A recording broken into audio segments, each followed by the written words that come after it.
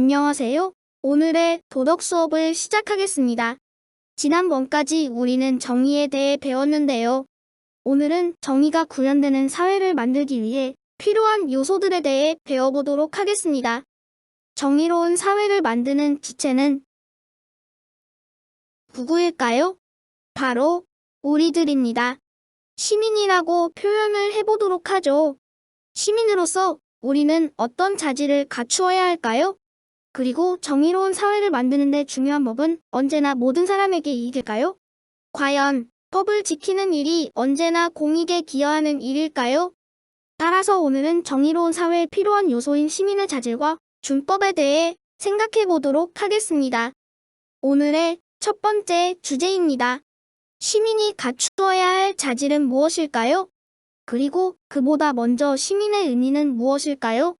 다 함께 생각해 보도록 하겠습니다. 나란 말씀이 등기에 따라 문자와 서로 상하띠 아니할사. 모두 잘 알고 있듯이 세종 임금님이 한글을 창제하게 된 이유에 대해 적어놓은 훈민정음 언해본의 첫 문장입니다. 세종 임금은 한자를 배울 수 없는 많은 백성들을 안타깝고 가엾게 여겨 배우기 쉬운 28글자를 새로 만들었다고 적고 있습니다. 가장 존경받고 누구나 최고의 왕으로 꼽는 세종 임금답게 한글 창제의 이유도 백성들을 사랑하는 마음에 있군요. 그런데 이 훈민정음에서 등장하는 백성들과 세종 임금과의 관계는 어떤 관계인가요? 백성은 배우지 못해 어리석고 보살펴 주어야 하는 안타까운 존재로 그려집니다. 조선시대 임금들이 조선의 백성들에 대해 갖는 마음이 대체로 그러했겠지요. 다시 말해 조선시대 임금과 백성은 결코 동등한 위치가 아니었습니다. 백성은 스스로를 책임질 수 없는 존재이니 성군의 은혜로운 통치를 받아야 합니다. 대한민국을 살아가고 있는 오늘날의 우리들과는 사뭇 다르게 정의되는 것 같습니다. 오늘날 우리들은 국민 또는 시민으로 불려집니다. 그러나 조선시대 백성들은 시민이 아닌 신민으로 불려지는 사람들이죠. 그렇다면 신민과 시민은 어떻게 다를까요? 여기 나열되어 있는 단어들 가운데 신민과 시민에 해당하는 단어들을 찾아보시기 바랍니다. 아마 금방 눈치채셨죠? 하얀 바탕의 단어는 시민을, 분홍 바탕의 단어는 신민을 표현하는 단어들입니다. 정리해볼까요? 신민은 신하와 백성을 합한 단어입니다. 신민은 나라의 주인이 될 수 없습니다. 나라의 주인은 왕이니까요. 신민이라는 단어는 신분 계급이 존재하던 시대의 백성들을 일컫는데 사용한 용어라는 것을 알 수 있습니다. 신민은 왕의 소유이면서 왕의 지배를 받는 사람들입니다. 자신들이 살아가는 사회를 더 좋은 사회로 만드는데 책임이 없는 사람들이죠. 책임은 왕이나 귀족들에게 있는 것입니다. 왕이 좋은 성군이라면 백성들을 사랑하는 마음에 좋은 정책을 펼치겠지요. 만약 악덕하고 부덕한 왕이라면 백성들이 고통을 받을 것입니다. 고통스러워하는 백성들이 더 좋은 삶을 살 수 있도록 해달라고 요구하고 시위를 한다면 어떻게 될까요? 이들은 역적으로 몰려 최고의 처벌을 받게 될 것이라는 걸 우리는 잘 알고 있습니다. 그렇다면 시민은 어떤 존재인가요? 시민은 근대 이후에 등장한 용어입니다. 시민은 스스로가 자신과 사회의 주인이라고 생각합니다. 왕의 권위에 도전하고 끝내는 신분 계급을 무너뜨려 스스로의 자유와 권리를 지키고 사회의 주인으로 자리매김한 사람들입니다. 시민은 어떤 모습을 가진 사람들인가요? 첫째, 시민은 자유롭고 평등한 개인을 의미합니다. 둘째, 시민은 국가 혹은 사회 공동체의 주인으로서 책임의식을 가집니다. 셋째, 비판의식을 토대로 공동체의 발전을 위해 자율적으로 공동체에 관심을 갖고 참여합니다. 자율성을 갖고 스스로 주인임을 깨달은 시민들을 역사 속에서 한번 찾아볼까요? 첫 번째는 80년 5월 광주 시민의 모습입니다. 두 번째는 87년 6월 우리나라 시민들입니다. 세 번째는 2016년 12월 촛불을 든 광주 시민들의 모습입니다. 사진에서 보여지는 시민들은 공통적으로 어떠한가요? 사회가 잘못되어 가고 있을 때 이를 빠르게 알아채고 분연히 일어나 자유나 민주주의, 평등과 같은 중요한 가치들을 지키기 위해 자신의 목소리를 내고 있습니다. 때로는 잔혹한 국가의 폭력에 의한 위협을 받기도 하고 때로는 추운 길바닥에 몇 시간이고 앉아 추위에 떨어야 하기도 하지만 그런 것들은 우리를 방해할 수 없다는 태도로 좋은 사회를 만들기 위한 책임을 다하고 있습니다. 여기서 잠깐 얼마 전에 배운 사회계약론 기억하시죠? 절대 군주제가 건재하던 영국과 프랑스에서 나온 이론입니다. 군주와 식민으로 사회가 구성되던 시기에 3명의 사회계약론자들은 자유롭고 평등한 개인에 대해 이야기했습니다. 바로 시민의 등장을 알리는 예고편이었던 것이죠. 사회계약론은 누구의 지배도 받지 않는 개인을 강조함으로써 이후 시민이라는 용어가 발생하는데 많은 영향을 주었습니다. 사회계약론에서 개인들은 자신을 보호하기 위해 지도자를 선출하고 국가를 만들었습니다. 그리고 자연 상태에서는 존재하지 않던 도덕이나 법, 규범과 같은 제도들을 만들지요. 그런데 말입니다. 만약 국가가 만든 법이나 규범이 잘못됐다면 어떻게 해야 할까요? 개인을 보호하기 위해 만든 국가의 법이 오히려 개인의 권리를 위협하고 심지어 생명을 빼앗으려 한다면 어떻게 해야 할까요? 자신의 생명과 재신을 보호하기 위해 자연 상태의 개인들은 계약을 맺고 국가를 만든 후 이내 법을 만듭니다. 법은 국가에 의해 만들어지지요. 그렇다면 법을 지키는 것은 언제나 사회 질서를 유지하고 공익을 증진하는 데 기여할까요? 법을 지키는 행위를 준법이라고 합니다. 민주사회의 시민으로서 준법 정신을 갖는 일은 무척 중요하지요. 법은 우리 사회를 위해 반드시 절대적으로 필요한 도덕들의 집합체입니다. 지키지 않으면 누군가가 다치거나 심각하게 사회 질서가 흐트러지겠지요.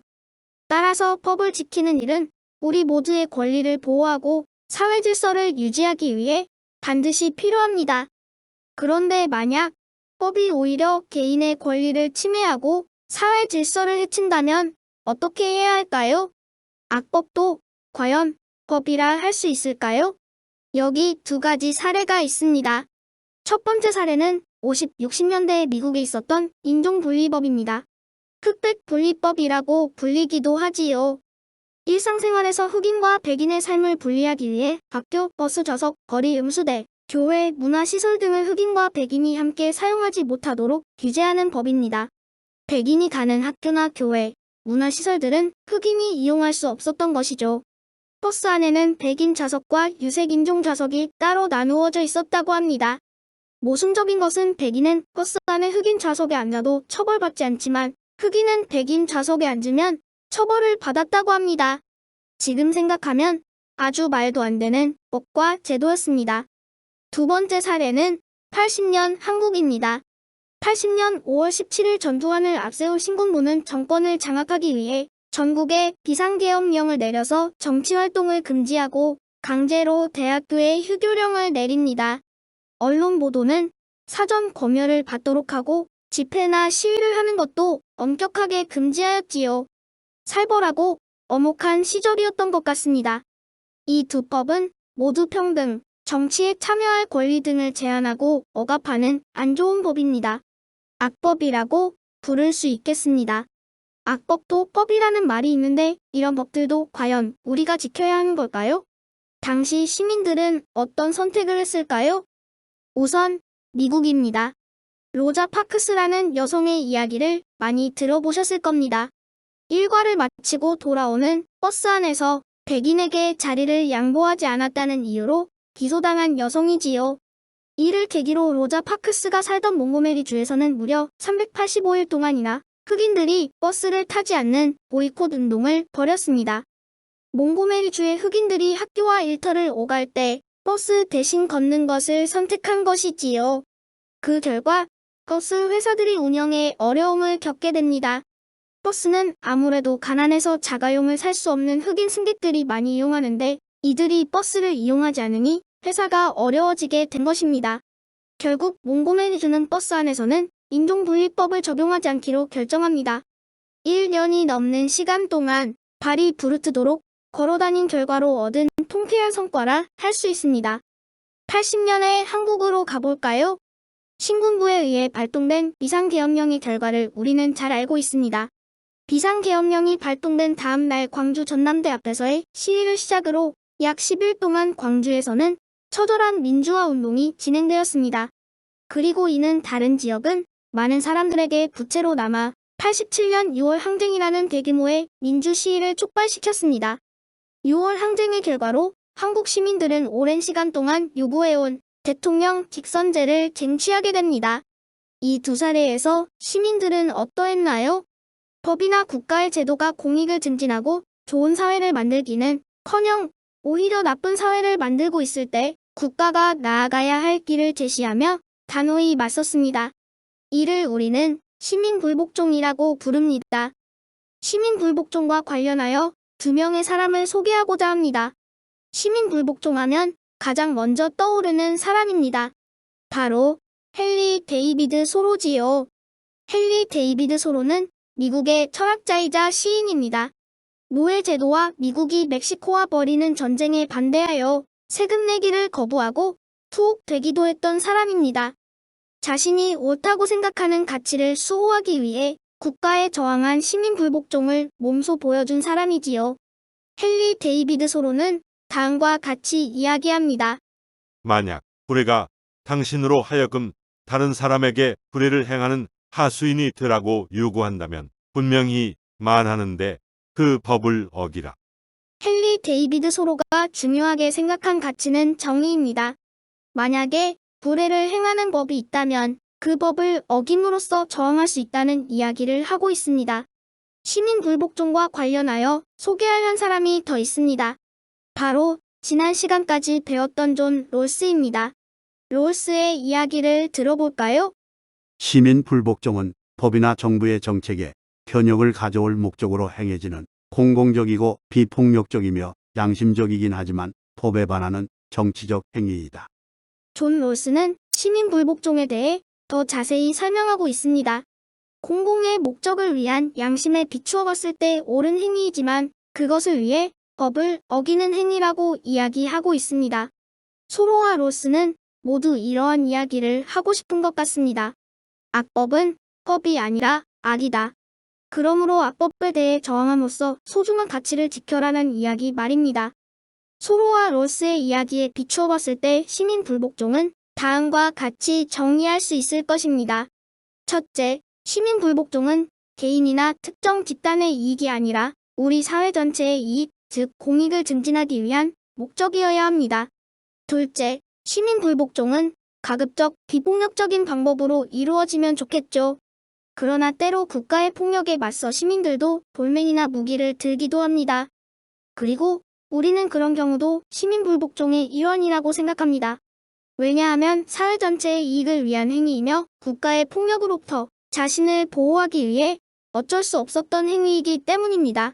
셋째, 정해진 질서와 제도 안에서 해결 방법을 찾아본 뒤 마지막 수단으로서 사용되어야 합니다. 부당한 일이 있다고 해서 우리가 합의한 제도나 법을 무시하고 시민불복종 운동부터 시작하는 것은 꽤나 소모적인 일입니다. 물론 사회적 약자에게는 법이나 제도가 도움을 주지 못하는 경우가 많다는 것이 씁쓸한 현실이기는 합니다. 따라서 법이나 제도가 모두에게 공평하게 정의를 실현할 수 있도록 보완해 가야겠지요. 시민불복종은 일체의 법이나 제도를 모조리 없애기 위한 것이 아닙니다. 법과 제도를 존중하기에 선택할 수밖에 없는 행위이지요. 따라서 법을 존중하는 정신이 바탕에 있어야 할 것입니다. 오늘은 시민의 자질과 준법 그리고 시민불복종에 대해 알아보았습니다. 과제는 없습니다.